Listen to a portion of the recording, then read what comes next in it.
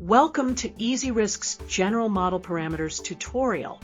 In this video, you'll learn how to configure the 6 core parameters that control your entire portfolio risk analysis.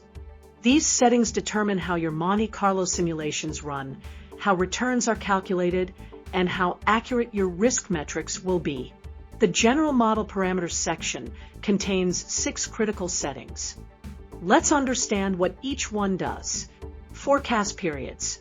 How far ahead to predict. Price periodicity. How often to sample data. Days per year. Calendar or trading day convention. Use correlation.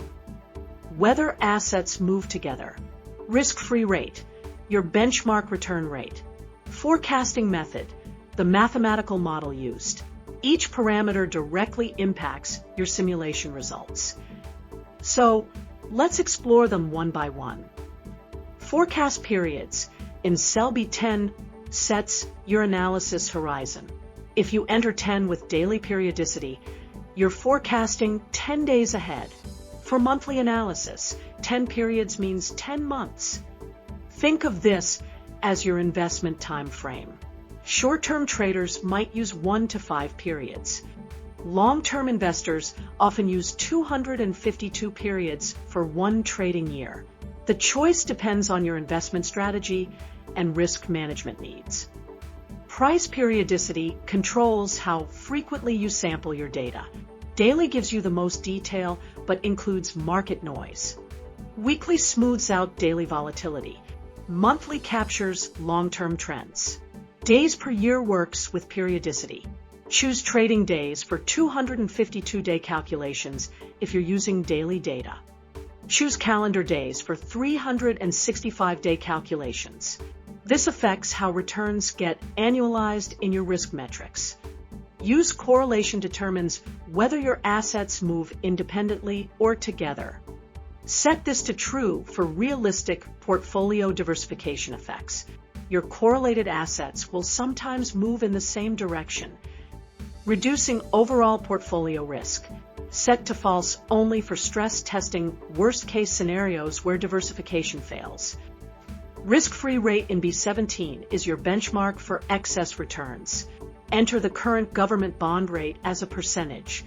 This rate gets used in Sharpe ratio calculations and determines what constitutes excess return above the risk-free alternative. Update this periodically to reflect current market conditions. Forecasting method is the mathematical engine driving your simulations. This parameter automatically syncs with your best suitability model in cell B27. The system chooses the best model based on your data characteristics.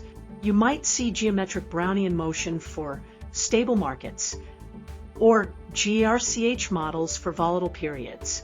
Each method has different assumptions about how prices evolve over time.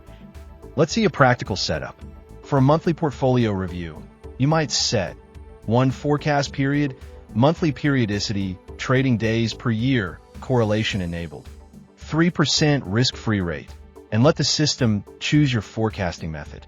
For daily risk monitoring, switch to 1 period, daily periodicity, and keep other settings similar.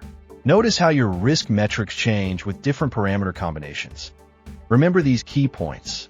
Forecast periods sets your time horizon. Periodicity controls data sampling frequency. Correlation should usually be enabled for realistic results.